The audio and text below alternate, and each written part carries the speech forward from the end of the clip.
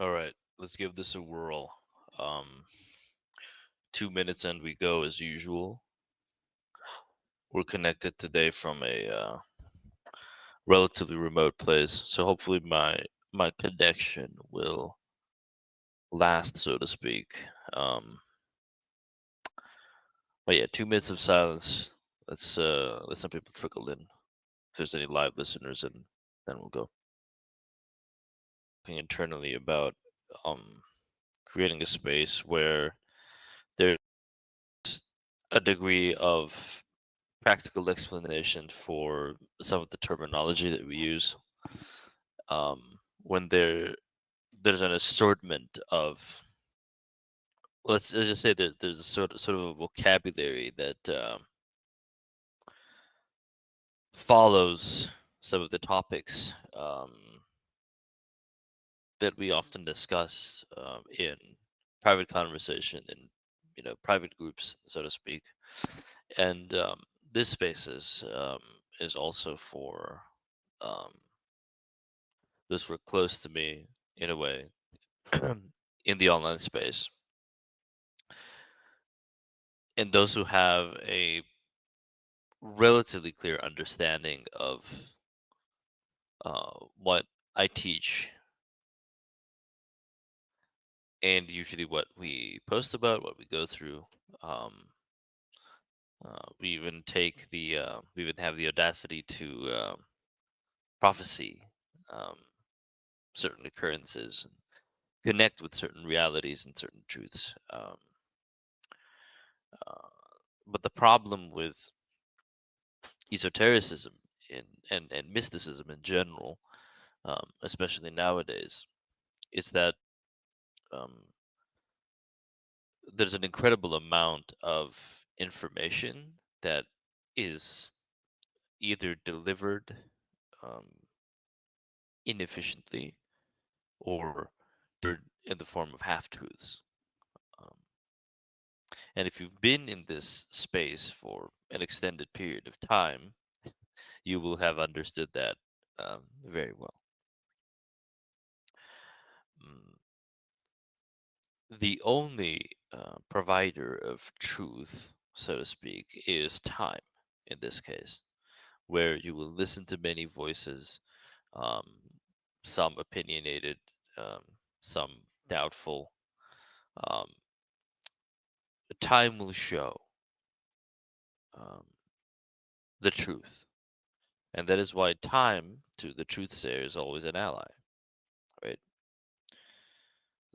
The truth sayer is never out of time, so to speak, because time serves its purpose, because the purpose of time is the eventual and inevitable unfolding of truth and what it is. Now, we could argue about whether someone has a pristine grasp of truth or whether someone is um, obsessed with, I don't know, subjective ideas that might, lead them astray when it comes to truth seeking, which is basically most of us or all of us. But um, one must understand that there are many layers to truths and that there are many layers to information, and then there are many layers to understanding um, higher thought and higher information as you are given it, and then there are many ways of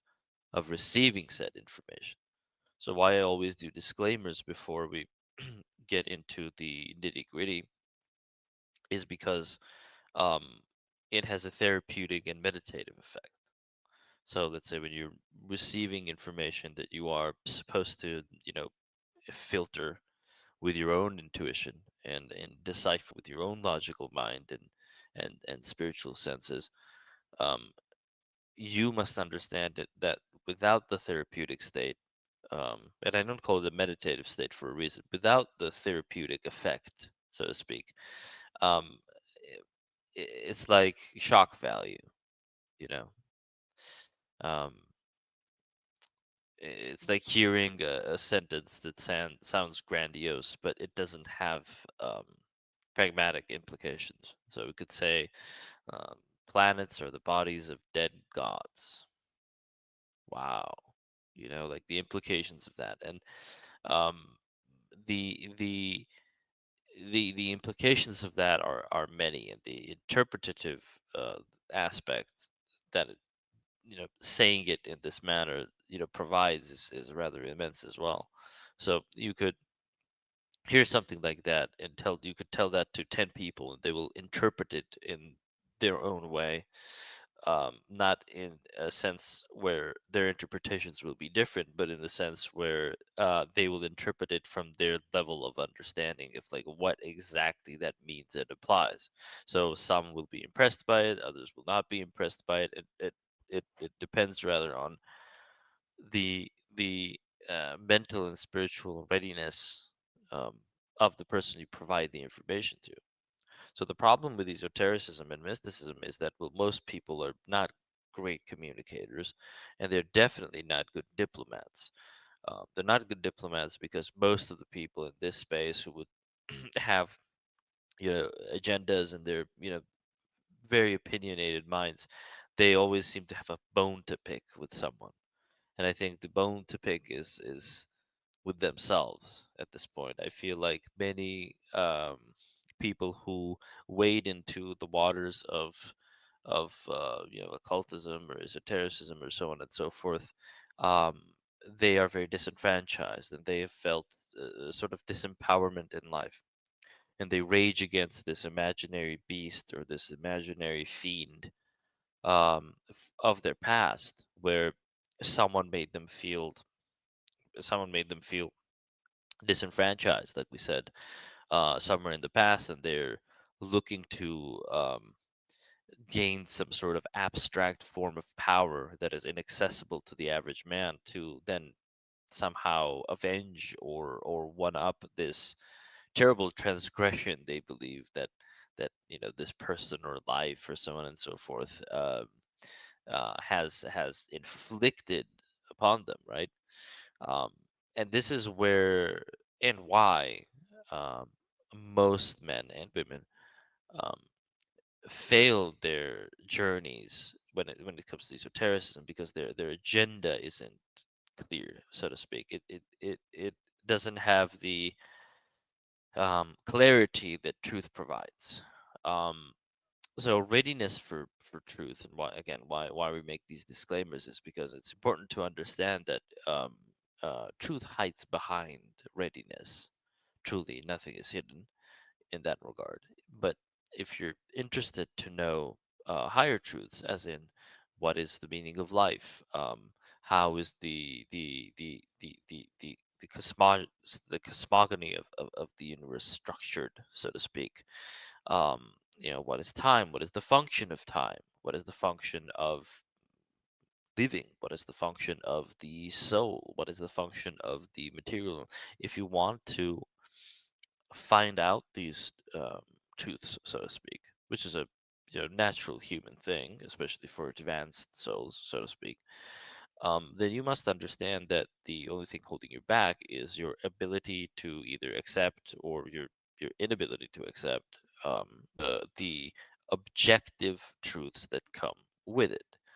Now, why people in this space, even some who are highly regarded, um, they fall into the formulaic arts, because it gives them a sort of like a limit or structure or boundary or common language that they can use to impress others and persuade others, to pull them into their um, I don't know, some sort of strange hopeless influence they hope to gather, right?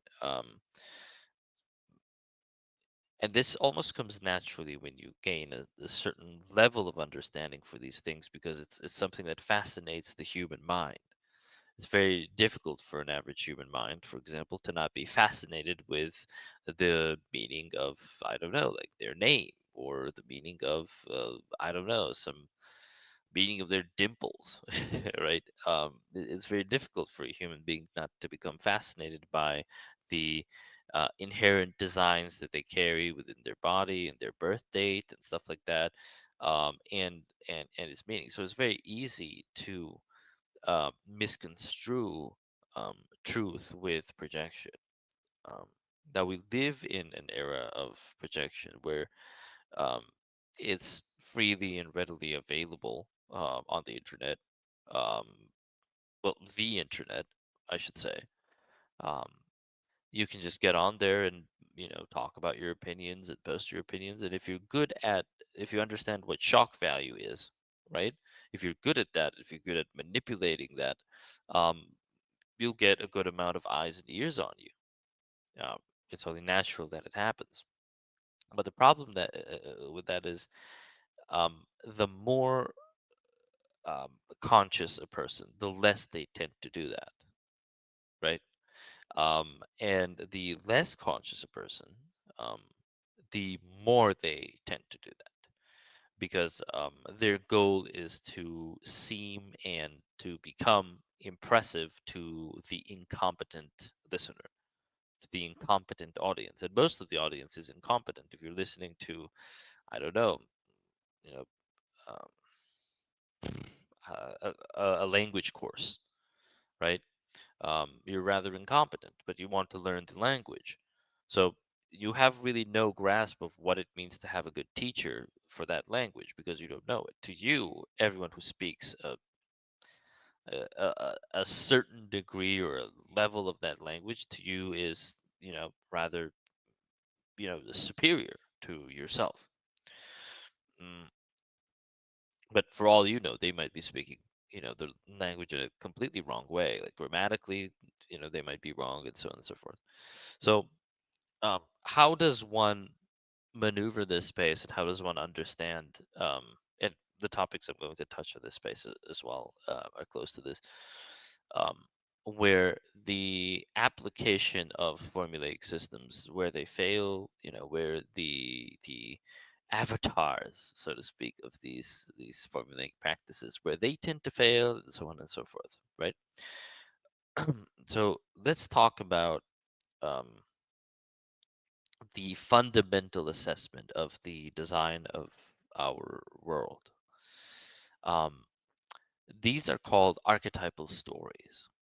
So, an archetypal story is something that is inherent within the design of the universe. So, it's an inherent narrative that is ingrained. It's an inherent story that is ingrained within the design of the world. So, for example, a child being born, it advancing into its teenage years and then adulthood and then growing old and perishing at the end. That is an archetypal story, and it is such an ancient archetypal story, and it stems this three act narrative, so to speak. It stems from the very design of, well, our nature. And as we like to say, as I like to say, nature is the first Bible and the most ancient Bible. And it is written into reality itself, so to speak. So, um, firstly, you have to understand if you are going to dive into mysticism, you must understand what each archetypal story entails and what are the interpretative layers of these archetypal stories that were later adopted into different, religions and spiritual practices and tradition, mystical tradition. Mm, there are many archetypal stories if you look around you and if you just study the movements of nature. So, for example, another archetypal story is the progression of the seasons. That is also an archetypal story that is inherent within the design of our world. Um, the world blooms, it's beautiful, and then it blossoms into absolute beauty. It blossoms into an age of um, vibrancy and color, right? And then over time, it begins to decay into something that is transient and passing, and it sheds its old self, so to speak, right? It bloomed and now it's shedding. And then when wintertime comes, it almost isolates itself and becomes locked into pure animalistic survival, right? The it grounds everything into reality. There's no more, drunkenness from the fruits and grapes, right, of the garden. Now it is a time for um, reconciliation. And then when wintertime is over and when the difficult moments are over, then nature springs again. So we must understand that this is also an archetypal story. And the deal with archetypal stories is that once you understand the full breadth of their inherent symbolic meanings, you also understand that all mystical tradition and all occult tradition is based on these archetypal movements, is based on these archetypal stories. And um, rituals, real rituals, which are very rare and rather complex, they are also based on the appeasement of these archetypal movements. Now, these principalities of sort that make up um, the mm, these archetypal progressions that we see in nature, in our own natures, right? Mm, the principalities that inspire these events, right? Um, they are ideas and philosophies that were breathed into our reality as a form of an idea. And within the reality that we're locked into, for example, ideas must be formed within specific laws. Now, I could go on for 3 or 4 hours on what these laws are and why they need to be understood and respected by anything that exists within the material realm, or what we would call the material realm. But it's simpler to just say that there are specific boundaries or limitations to how things might exist, or I should say, how things can be viewed from within the material world. For example, um, something that exists from a material perspective must have a beginning. Now, this is an illusory thing, you understand, but for human consumption, from a human perspective, something must have a beginning. So it is almost an essential element of its archetypal path, right? So it has a beginning, then it must have a continuity. So it must have one, it begun, and so it must have an and to it. So it continued, and then it must have some sort of finality. And then it ended. It's over. And it has passed into its wintry stage, so to speak, a stage of decay and um, a sort of oneness with with the material realm. And then from that from that might come out, another eventual blossoming of something new. Um, for example, the relations of a man and a woman, right? There, that is also an archetypal story. The sexual intercourse is a ritual in and of itself, um, where a third energy is then created and manifested within the material realm as a result of sexual intercourse, right? So this teaches you a very strong principle again of another archetypal story, which is when you connect opposites, or what seem to be two opposite energies, the feminine and the masculine charges, um, a third energy is born. A third type of energy is born. And through the interweaving of these two energies, the third energy is a unlikely mixture of these two energies. But the most interesting part of creation and the myth of creation is that the third energy that is born is not just the mixture of these two energies. So it is not a, a sum of its parts. It is more. So because the interweaving of these two masculine and feminine energies occurs, the third energy that we get as a result of this interweaving is then not upgraded, but it is peculiar. You understand? It is strange because it is the um, the magnification of the incestuous amplification of the two energies that birthed it.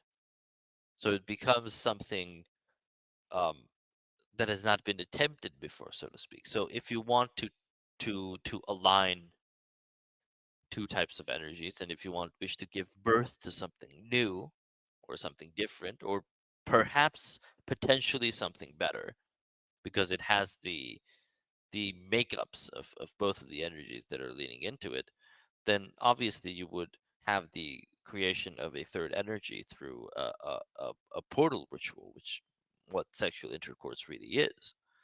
The female womb and the reproductive system serves as the constant open portal from which consciousness can be streamed into the material realm, and the male genitalia and the male phallus is the key of activation, right? The semen in particular, that spikes the portal into activation. So this is also an archetypal story, right? When you understand the symbolic significance and the symbolic meaning of, let's say, in this case, intercourse, because we're talking about it, you will also understand that it is an inherent design of the world. So these archetypal designs, these archetypal narratives exist in nature, in human nature, and so on and so forth. And every ritual you will ever know, again, every true ritual you will ever know, will be rather inspired or based on these archetypal concepts and these archetypal laws. So again, because something exists within the material, it has to follow a certain continuity. We talked about the law of threes, and the law of threes is also ingrained within the material realm to allow the perspective from which we view the material world in terms of continuity and linearity and streamlining and so on and so forth.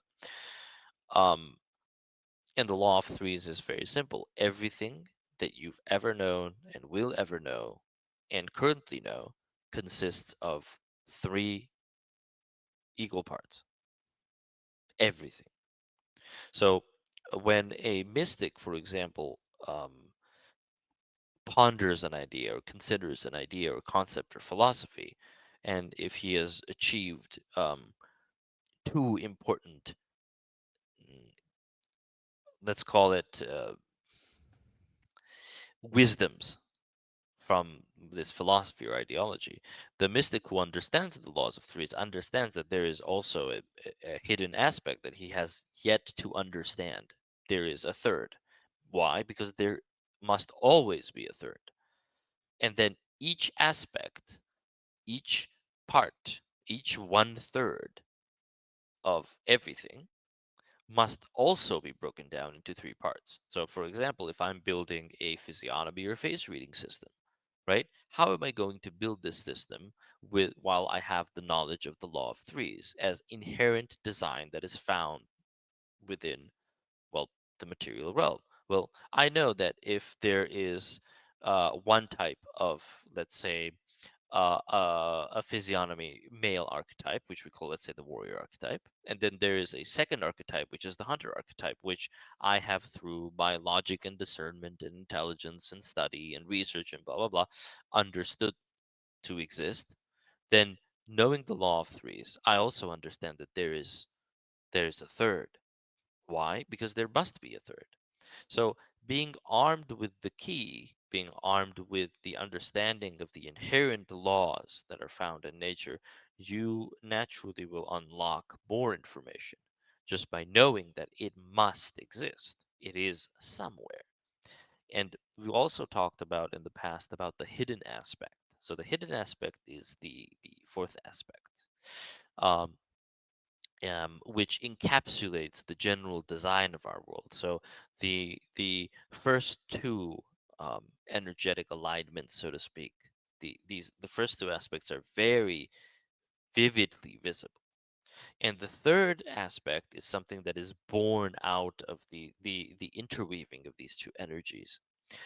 Um, but the fourth aspect is that which is created with the mutual interconnectedness of the existing three. So, what do we know? Like, we know the law of threes. So, we understand that everything is a sum of three parts. Everything, every movie you've watched, every ritual you've seen, every song you listen to, every word you will ever know, everything is a sum of three parts. But then we also know that there's also another law where it says the sum of three parts will have its shadow aspect, it will have its hidden aspect. And that is why our world is a world of shadows and inconsistencies and illusions. Because three is what it takes to cast a shadow. When things are formed from two energies, and they are the third result of these two energies, now they can have a three-dimensional linear time stream type of existence, and they can cast a shadow or an illusion, and the ego self can be born. You understand? So the individuated ego mind or the shadow mind can be born as a symptom or result of the incestuous amplification of the initial two energies. Um, why are we talking about this?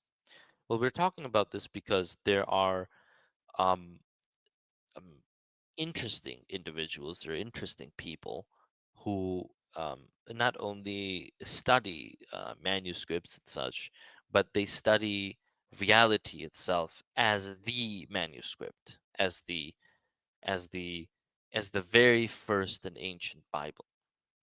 And everything, all kinds of information is readily available to them because they can discern the inherent symbolic being. That's what a mystic does, right? They decipher the inherent symbolic meaning of these archetypal progressions that are found everywhere all throughout our lives. um, you must understand that we live in a strange place where knowing certain informations and then conveying those certain informations can reverberate in the minds of others. So for example, um, recently I've become more comfortable with sharing these informations as ideas, right? They are my um, opinions, let's call them that, right? And I will put them out as such into the world for others to listen to and perhaps weigh in their own minds. So, for example, I can tell you that I believe, and I feel like this is an important introduction to make to these types of claims, so to speak. To me, they are not a claim. I'll be honest with you. To me, they are knowledge. But for others, it's important for it to be a claim because they can practice their own discernment and they can practice their own intuitive sense about what they're going to hear. And they will understanding from their own level of readiness. So, for example, um, you could say that the cosmos or the ever unfolding void of cosmic emptiness, what is that? Now, now I can tell you that the cosmos is a mental model. And what does that mean exactly? Well, firstly, it's a mirror of consciousness. And then what if I told you that there is a very specific, so like hidden aspect of physiognomy that connects the human physiognomy the eyes in particular, to different cosmic locations and different cosmic states. And what if I told you that you are inherently another law of the universe? You are inherently quantum entangled with something that holds the same weight as you do somewhere in the cosmos. And whatever energy you are quantum entangled with, you are also avatarized in the micro scale. And the micro scale existence, for example, is human existence. Now, when you look into someone's eyes, for example, right, um, there are many things you can discern, but the most important thing that you may discern is what type or what kind of energy that is perhaps even yet to be born they avatarize. So you must understand that the formation and the ever unfolding and the ever increasing nature of the cosmos itself is a is due to the increasing consciousness of every sentient being that exists within its framework. That is why it must constantly, mm, how to say, find growth, right? That is what programs it to grow. So yes, so we can say that the eyes are very nebulous things. They're directly connected to and with and correlated with cosmic phenomena. And it will be a very interesting day in the lives of humans and for humanity as a whole when they realize that when our ancestors, like let's say they've um, gazed upon the stars at night in awe and confusion of what they were looking at. It's very interesting when humanity will realize that what we really look at is a mirror of our micro selves within our minds, manifested into the macro scale. So it's almost like it's it's a fractal form that's built within itself, within itself, within itself, within itself, and manifesting itself on all different layers of reality and scale, right? This is why when they will say, well, as above, so below, um, as without, so within, this is what they mean. So the cosmos is again a mental model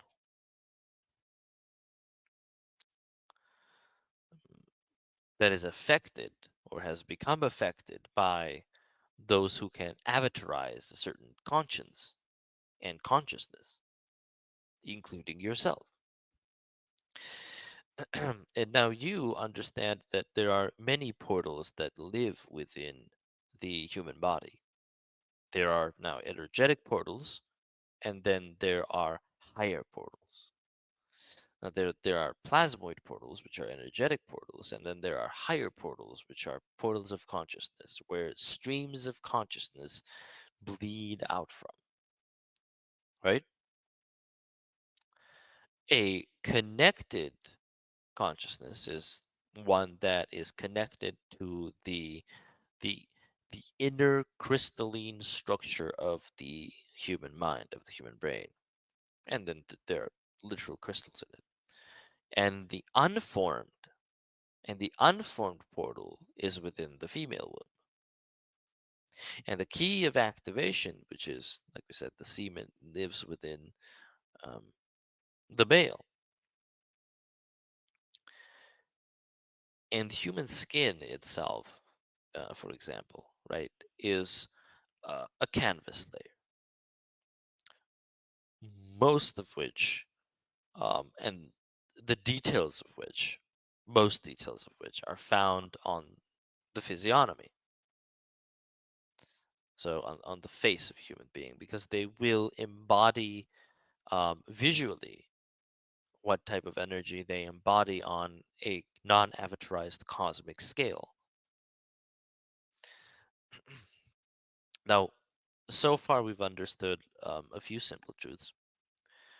One of these simple truths is that the universe is structured um, by laws and inherent archetypal stories. So, for example, the an inherent archetypal story is the passage into the mouth of hell to retrieve a new version of yourself and then to emerge from there, renewed and refreshed and relatively victorious. Why is this an archetypal story? Well, because the story of a human, the narrative of a human soul coming into this world is that story.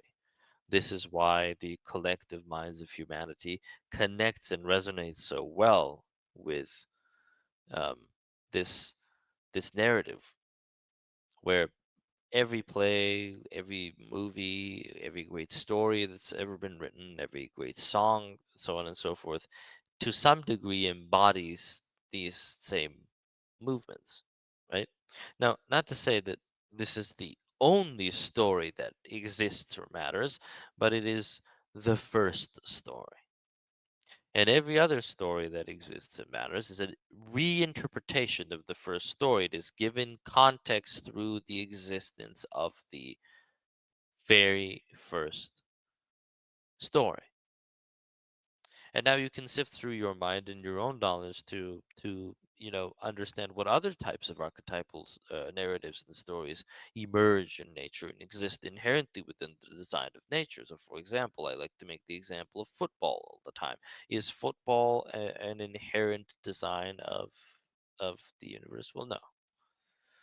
It is something that's man-made, and it is something that's subject to change or interpretative change, right? Now, one could argue that even birth is subject to interpretative change. Yes, I don't, refuse that claim.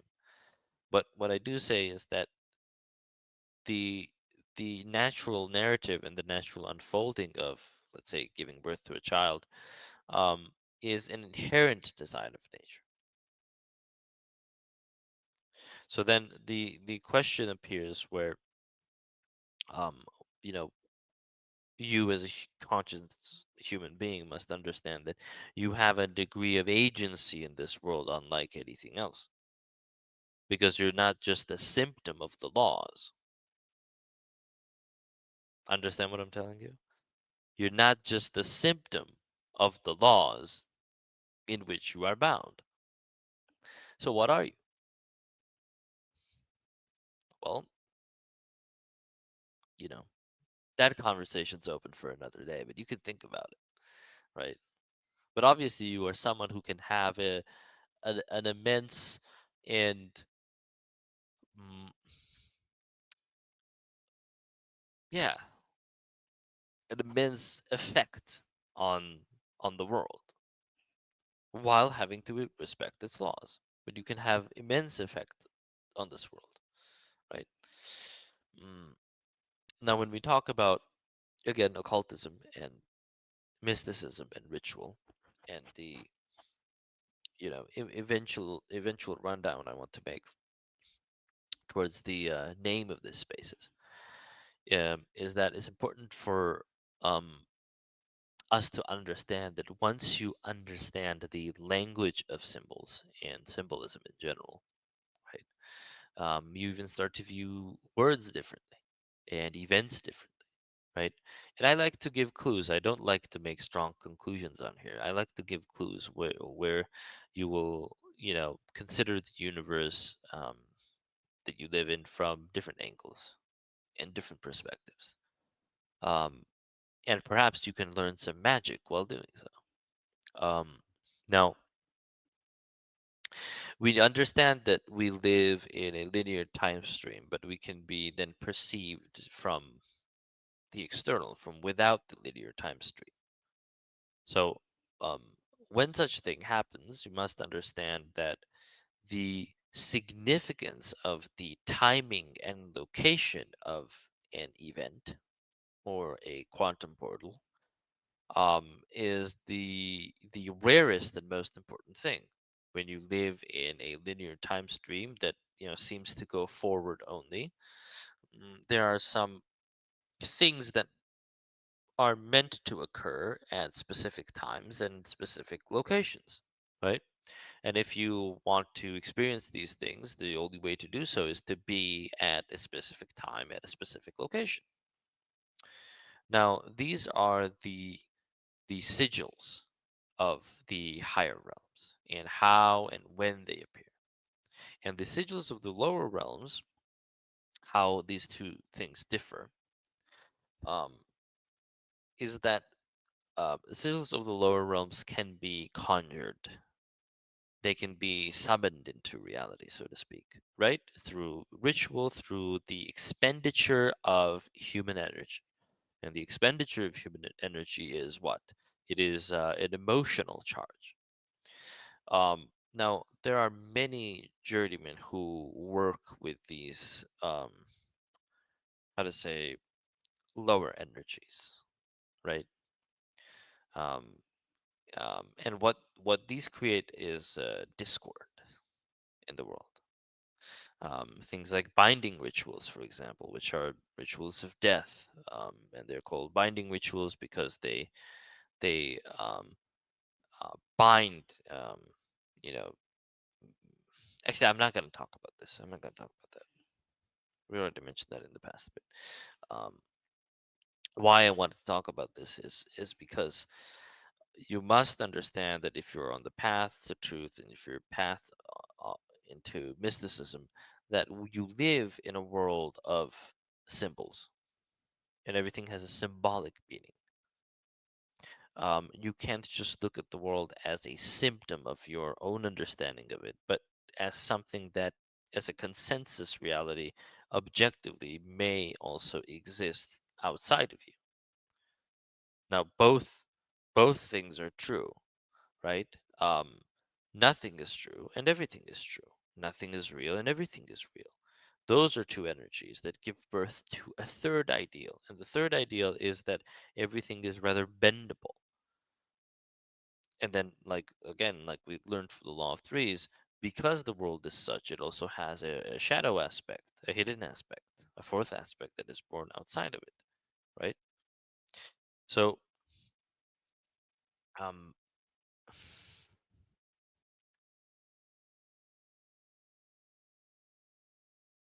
you must understand that we are entering a time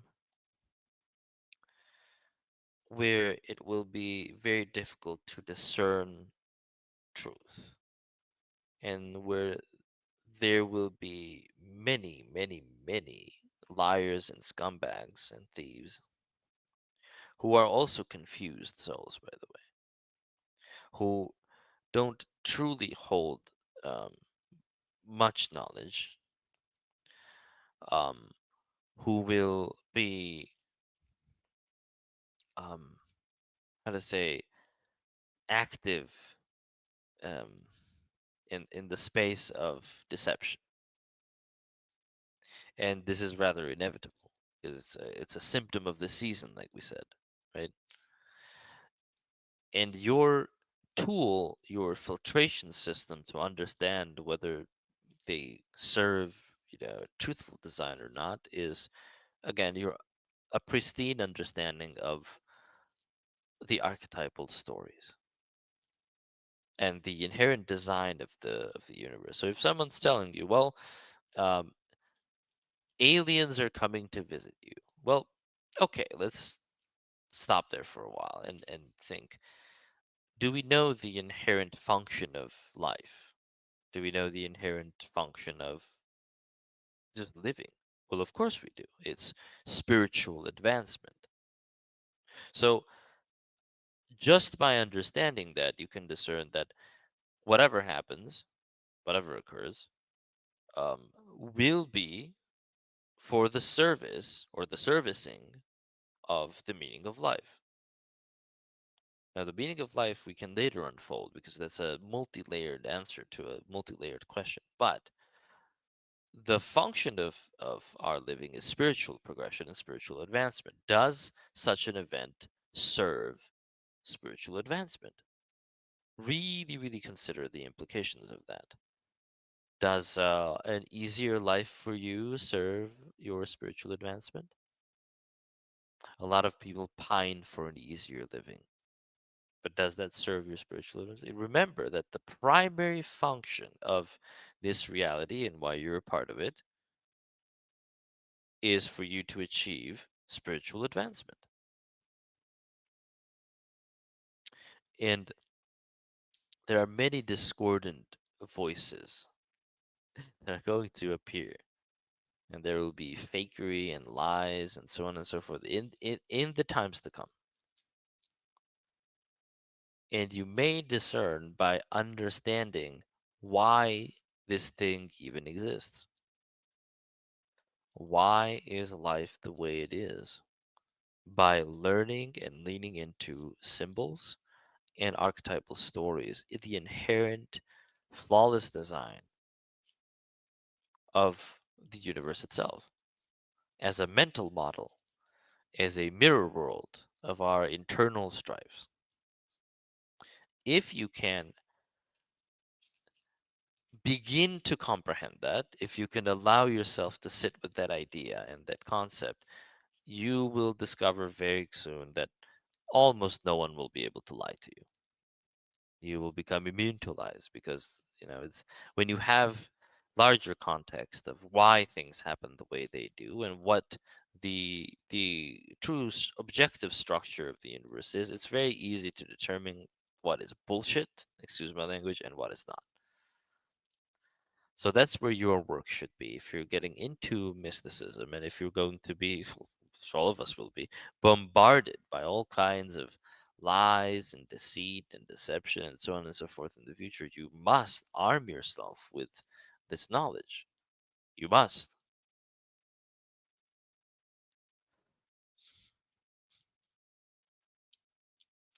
Because how these belief systems are imprinted into the world, how these Sigillic systems are imprinted into the world is by convincing you to believe in the things that are not inherently real.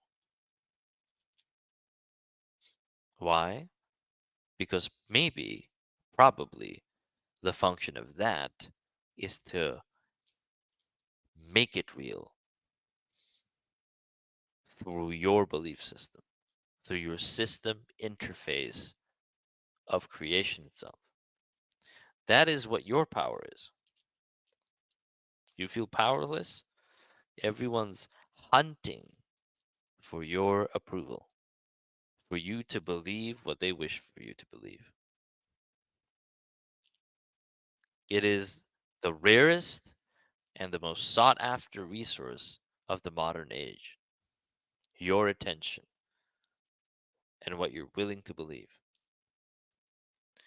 Because the difference between an archetypal being, like an animal, is that it is bound, it is a result of the laws it is bound under, right?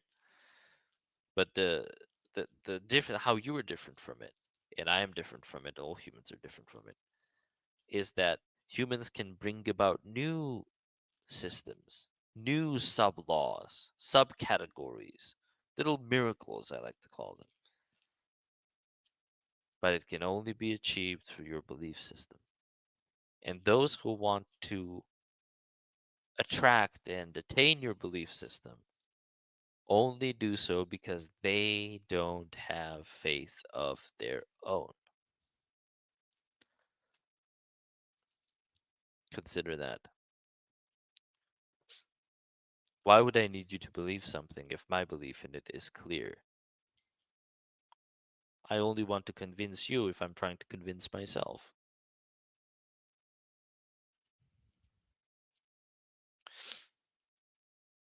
To take you away from the grander truths and the larger, grandiose beauties of life in the greater portal to a greater state of living. So understand that study the archetypal stories, study nature. Nature is the first Bible. See the progressions in it. Use the law of threes to discern um, the aspects in place and then the hidden aspect of all things. That's a clue I'll give you for today. Study it, learn it well, and you will be impervious to bullshit, which will be everywhere very soon. Very, very soon. It will be impossible to tell for most people, even on an intuitive level, um, what is bullshit and what is